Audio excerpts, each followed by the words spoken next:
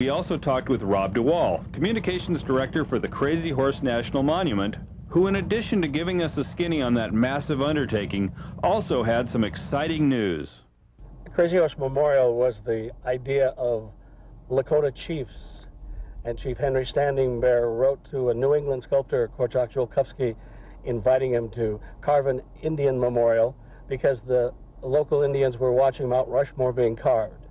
And Chief Standing Bear's letter to Korczak said, "My fellow chiefs and I would like the white man to know the red man has great heroes too." And they wanted a mountain carving to honor Native Americans.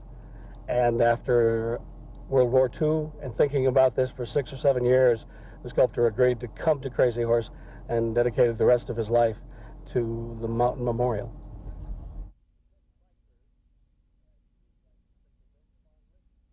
The motorcycle people are some of the most thoughtful of the Crazy Horse visitors, and the tens of thousands that come.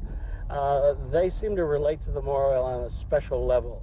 And as I've watched over the years and listened to them talk about it, it's almost a mystical experience for a lot of them, almost a pilgrimage. They come year after year to see the changes, and you see them here for hours on end. They'll just be sitting quietly, meditating about the mountain memorial. And as I've tried to put a reason to that, I think it's multi-layered. I think there are many reasons. Number one, I think they relate to the Native American as a person who is an underdog. And then I think very much they related to the sculptor. It was said this couldn't be done. It was said Mount Rushmore couldn't be done.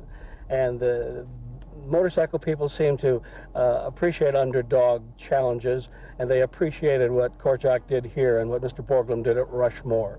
And they also like the fact very much that Korczak told the government twice what to do with the federal money. He turned down $10 million twice and said this memorial could be done by the interested public under the free enterprise system, and it did not have to be financed by the taxpayer or indeed the very government that broke the treaties with the Native people in the first place. So I think the motorcycle people relate on all of those levels, and they're certainly among our most thoughtful visitors every year. One of the exciting things about Crazy Horse Memorial is that it's happening now, and many of our visitors are lucky enough to see huge blasts on the mountain. 7, 6, 5, 4, fire and all, fire and all.